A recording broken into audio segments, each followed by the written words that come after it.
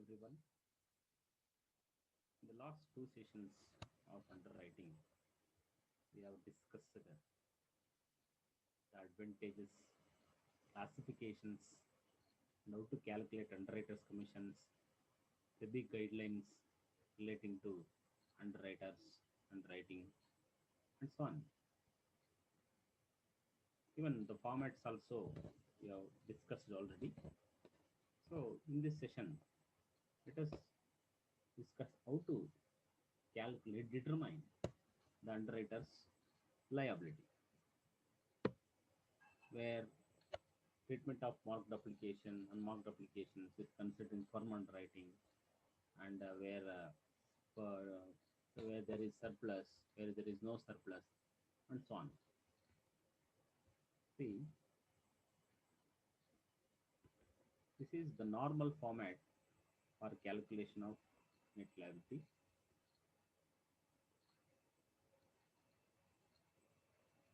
and wherever necessary, out of the gross liability, unmarked application to be deducted among the underwriters in their gross liability ratio. Whatever the balance comes, marked application to be deducted. After that, marked applications, marked application deduction, if there is surplus is there, surplus to be distributed among the underwriters for calculation of net liability in case of complete and pure underwriting by two or more underwriters. Take for example,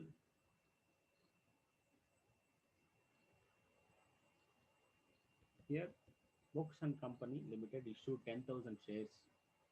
These were underwritten as A 40%, B 35%, and C 25%. In all, applications for 8,000 shares were received. Applications for 2,000 shares have the stamp of A.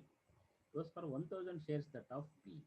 And those for 2,000 shares that of C. There were thus applications for 3,000 shares which did not bear any stamp or which were unmarked. If credit for an unmarked application is given to A, B, and C in proportion to their gross liability, the liability of each of the underwriters will be shown below.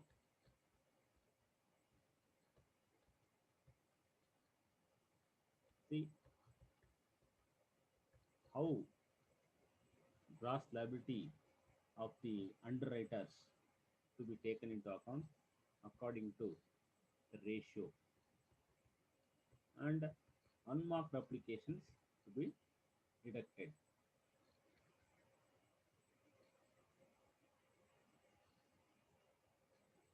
Unmarked applications according to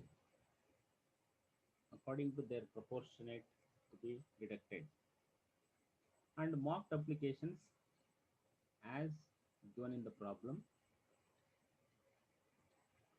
2,000, 1,000 shares, 2,000 shares from A, and 1,000 shares from B, and again 2,000 shares from C. Those are the marked applications. And however, the balance comes for C. The negative balance is there, that is the surplus to be distributed to A and B.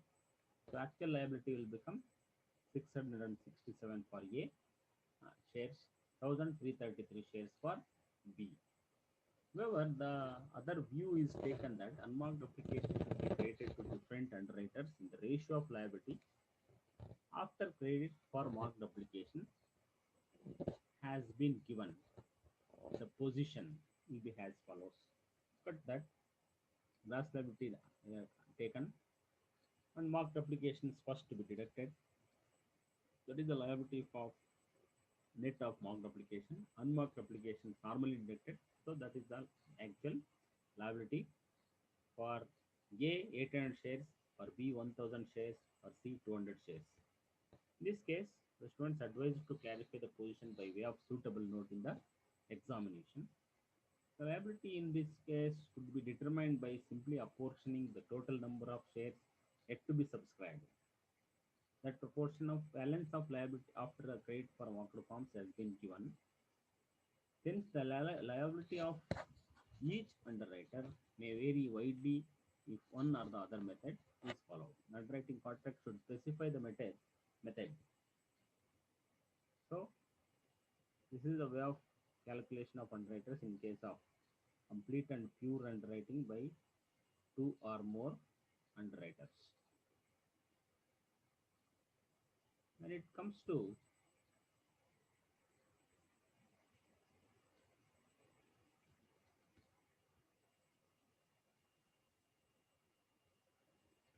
calculation of actual liability, a partial underwritten by single and two or more underwriters coupled with open underwriting with and without surplus. Take an example. Look at MG Limited issued 10,000 shares of rupees 10 each. The issue was underwritten as follows: 30% for Y, 30% from Y, X and Y, and remain 20% from Z. So remains 20% is there. That is for partial company. It is a partial. However, the company received application for 8,000 shares only out of 10,000. Determine the liability of underwriters given. By computation of liability of underwriters, gross liability to be taken into account as per the problem given in as per the information given in the problem, and application received from public is to be deducted. It is according to the gross liability ratio. As according to the gross liability ratio, 3 is to 3 is to 2 is to 2 to be taken into account. The actual net liability is 600, 600, 400, and 400 for the company. So it is for the out of 10,000 shares, only 8,000 applications received. So out 8,000 is distributed according to the gross liability ratio, 3 is to 3 is to 2 is to 2. So the total will become 8,000. The balance, difference between 8,000 and 10,000 is 600, 600, 400, 400. The total will become 2,000 shares of net liability. This is the way of calculation of partial underwriting, where it is where two or more underwriters coupled with without surplus. Let us go for another problem. GD Limited issued 10,000 shares of rupees 10 each.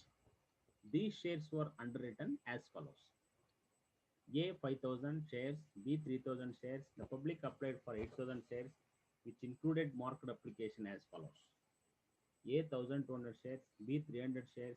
Determine the liability of A and B and company. Let's go for solution.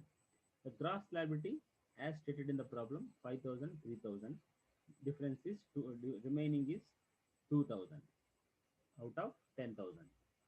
And unmarked applications, the public applied for 8,000 shares, which included marked forms. Marked forms to be deducted for calculation of unmarked application. Total application received minus marked forms will become unmarked applications. If there is unmarked forms are there, it is purely relevant to the company.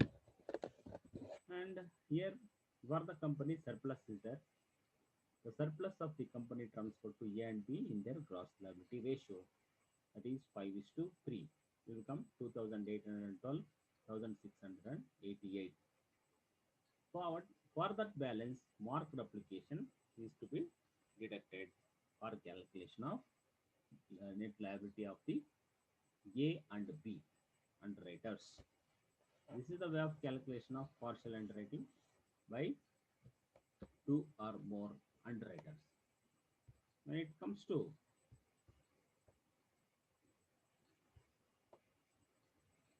complete underwriting coupled with firm underwriting with and without surplus. Let's understand the first example. The following underwriting takes place: A 5,000 shares, B 3,000 shares, and C 2,000 shares. In addition, there is firm underwriting: A 1,000 shares, B 500 shares, and C 1,500 shares. The company issued 10,000 shares. Total subscription, including firm underwriting, was 8,500 shares, and the forms included the following market forms: A 2,000 shares, B 1,000 shares, and C 1,000 shares. Show the allocation of liability of the underwriters. Let us look at uh, the solution. Gross liability as stated in the problem: 5,000, 3,000, and 2,000 respectively for A, B, and C. And allocation of unmarked applications. Total application received, it is 8,500 shares. Total subscription including firm underwriting. So the firm underwriting total is 4,000. In addition, there is a firm underwriting 1,000 shares, 500 shares, and C 1,500 shares. Market forms total is 4,000 and firm underwriting total is 3,000. Hence, allocation of one-marked application 8,500 minus market forms 4,000. 5 is to 3 is to 2 distributed. Out of that balance, marked application to be deducted. Marked application as given in the problem: 2,000 shares for A, 1,000 shares for B, and 1,000 shares for C. And the net liability for shares left unsubscribed, uh, whatever that balance comes. For that, firm underwriting is added. Firm underwriting: 1,000 shares for A, 500 shares for B, and 1,500 shares for C. So, for while after adding firm underwriting, the net liability of underwriters will come: for A, total liability 1,750 shares; for B underwriter, total liability 1,150 shares; C underwriter, total liability 1,600 shares. The total, the total will become, after the company issued 10,000 shares, because of firm underwriting, it is going to be, firm underwriting is to be added because that is the definite commitment made by the underwriters. Let's look at another example.